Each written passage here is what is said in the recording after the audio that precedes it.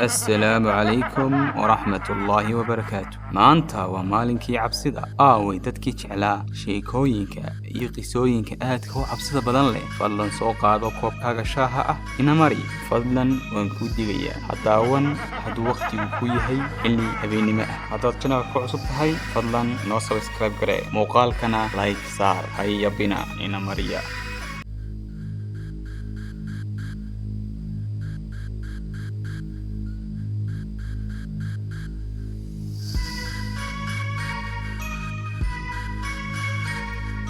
sidayna koowaad waxaa qoray wiil lagu magacaabo Arrow. waxa uuna ku bilaabay sida tan. wuxuu yidhi, sheekadan waxaan uga sheekaynayaa sida ay walaashay ka sheekaynayso kale. walaashay waxa ay tiri, waxa aan tegey tuulo ay ku nooleed ayeeyday maadaama ay noqotay keligeed. dhammaan ciyaalkii ay dhashay waa ay wada guursadeen. waxa aanay u guurin magaalada. waxa aanay u baahatay qof daryeela oo ka fikira. ayeeyday gurigeedu waxa uu ka dhisan yahay derbi ciid ah ama dudumo. waxay Soomaalida waqooyi u yaqaanaan derkada. waa guri laga dhisay dhoobo oo badanka miyada lagu arko. guriga ayeeyday waxa uu ka kooban yahay 5 qol, jikadii iyo musqul. waxaana u dhaxaysa daarad yar oo barxada oo ballaadhan. markii aan saa u soo gaadhay guriga ayeeyday waxa ay i dejisay qol aniga ii gaar ah. isbuucii koowaad ee aan la noolaa ayeeyday wuxuu ahaa mid caadi ah, wax dhib ahna maysan jirin. anigu waxaan ahay qof geesi ah, badanka ma baqdo. waxa aan jeclahay weliba inaan baadho, aan shay kasta ka salgaadho. maalin maalmaha ka mid ah ayaa waxaan soo kacay 5tii subaxnimo si aan ayeeyday u siiyo dawadeeda, kadibna aan hurdadaydii dib ugu noqdo. markii aan ka soo baxay qolkayga ee aan u sii socdo qolka ayeeyday ayaa waxaan cod ka maqlay derbiga ku xiga gurigayaga. waa guriga deriska ee. codkii ayaan daba raacay, wala socday. waxa aan fuulay kursi meesha yaalay ama gambar yar oo meeshaasi yaalay ayaan fuulay. waxa aan ku arkay wax aanan weligay jeclaysteen inaan arko, ilaa imikana aan ka qoomameeyo aragiisa. waxa aan fuulay derbigii. waxa aan arkay deriska ayeeyday oo ahayd gabadh 30 jir ah oo da'ahaas ku jirta oo nin ajnabi ah la samaynaysa wax ceeb ah, wax aanan halkan ku sheegi karin ay samaynaysay.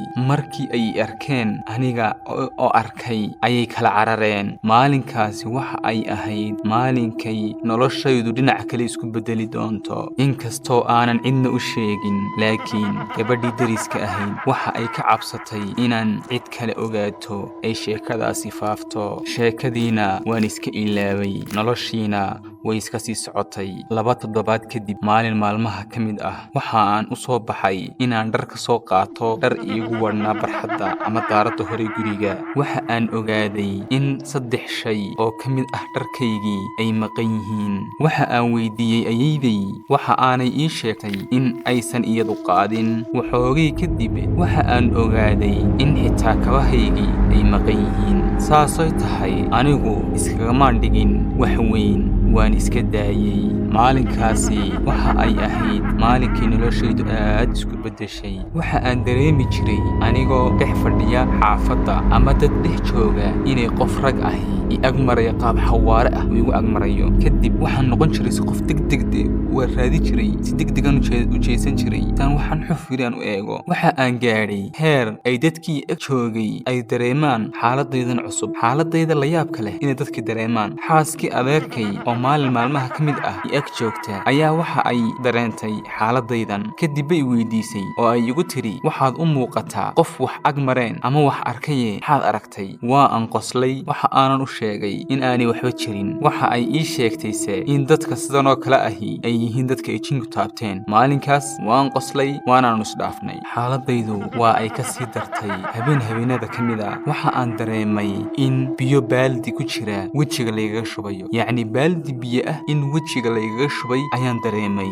markii aan soo booday waxa aan arkay weji jinniyaan odhanay, weji aad u foolxum, weji cabsi laga dareemayo oo isoo hortaagan, wejigayga hortaagan. laakiin waxaan wejiga foosha xun leh jidhkiisu waa jidh bani aadam. waa aan qayliyey, aad baan u qayliyey. waxaani xagga dambe waxa uu ka yahay faras oo wuxuu leeyahay dabadii faraska. inta kale jidhkiisu waa jidh bani aadam, wejigiisana aad baa looga cabsanayaa. maalinkaa wixii ka dambeeyey ma aanan seexan hurdo aan si fiican u leday. waxaan soo kacay anigoo ah sida qof waalan, cabsi darteed, hurdo la'aan, argagax joogto ah. maalinkii ku xigtay waxa ay ahayd abbaaro 12 duhurnimo. cimiladu aad bay u kululayd. waxa aan u baxay si aan u soo maydho. waxa aan ku jiray suuliga. waxa aan si kedis ah u maqlay anigoo suuliga ku jira albaabka in 3 garaacmo yar lasoo garaacayo oo dhow 3 jeer lagaga soo siiyay albaabka. waxa aan ku idhi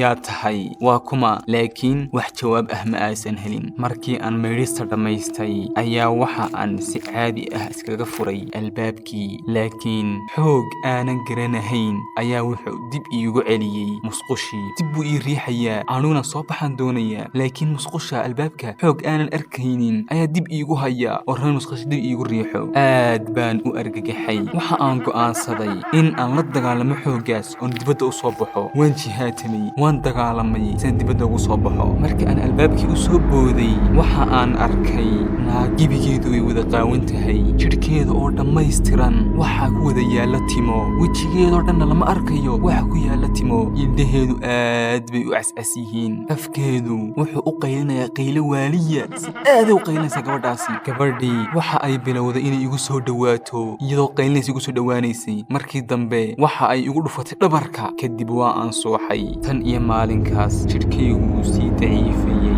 naftayduna way tabardarnaanaysay. waxa aan isku dayay inaan ayeeday daryeelo, laakiin calaamaduhu way sii kordhayeen. waxaan isku beddelay wax aanu qof bani aadam ahi sharixi karin. jidhkayga waxaa ka soo bixi jirtay qaylo sida qaylooyinka hororka iyo filmaanta cabsida ah ka soo baxdo kale ayaa jidhkayga ka soo bixi jirtay. indhahaygana waxaa ka soo bixi jirtay dun madow. indhuhu madoobaanayaan, dun madow baa ka soo baxaysa. markaas xaaladaydii maskaxeed waa ay burburtay. waxa aanan bilaabay inaan si aayar ah u sii waasho, aan waalidii kusii dhowaado. qoyskayagu waa ay i daaweeyeen. waxaana la sheegay inay i sixirtay gabadh sixirley ahi. nin saaxir ah oo jooga dalka Jordan ayaa la ii geeyey. waxa uuna sheegay in ay gabadh sixirtay. xitaa waxa uu sheegay astaamihii ay lahayd gabadha sixirtay. marka aan isku dayo inaan sharaxo, qoyskayagu ima fahmayaan. waxa aan u sheegay sheekadii, laakiin dhammaantood waa ay i wada caayeen, iyagoo igu caayaya bilaa anshaxad iyo nacas.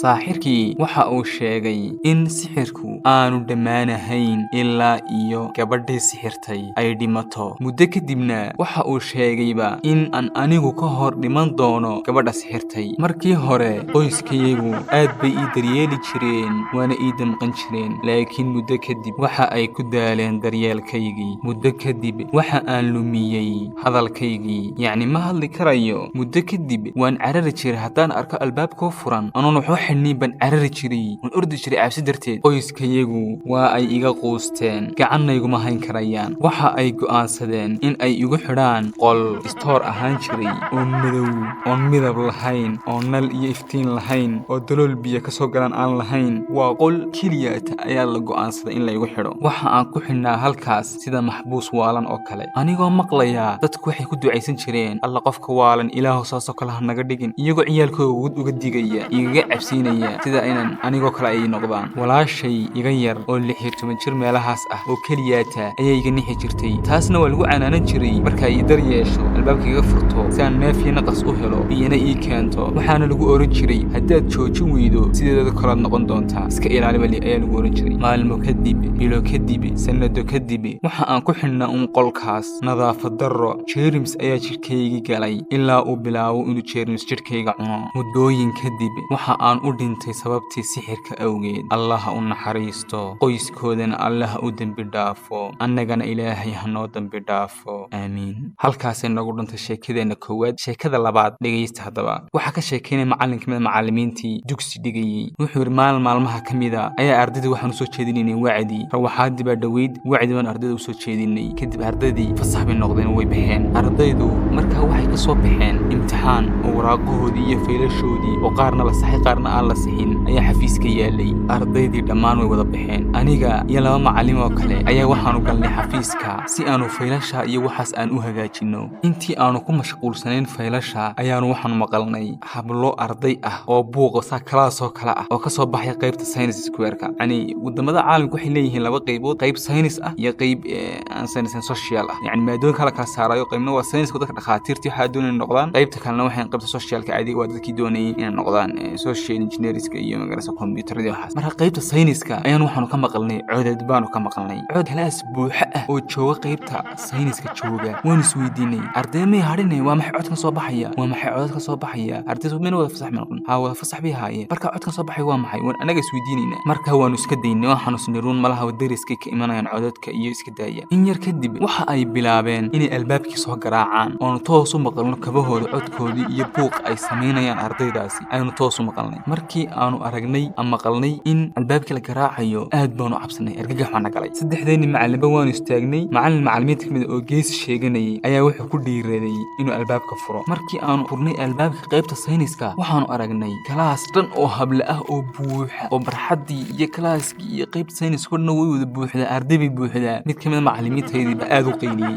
oo naxay kadibna uu sooxay labadayadii kale orod baanu isjarnay ilaa aanu tagnay ninkii gaadhka hayay ama waashmaankii iskuulka waashmaankii yanagii wada soconnaa ayaan waxaan ku noqonnay qaybtii sayniska macallinkii Xuseen Ablaas baan wacnay waanu furnay ciidamo joogtaba ardaydii iyo buuq imika jiray ciidamo joogtaba macallinkii sooxay waxa loo qaaday dhakhtarka kalaaska maran yahay maalinka wixii ka dambeeyay waxa uu maamulka iskuulku soo saaray in iskuulka aanay ciidi joogin ardayda rawaxaad marka rawaxaan kadib ilaa imkan waa iskuulku waa sida intaas labada sheekay noogu eegyihiin aad baad mahadsan tahay fadlan haddaad ku cusubtay channelka noo subscribe garee muuqaalkan noo like garee mahadsanid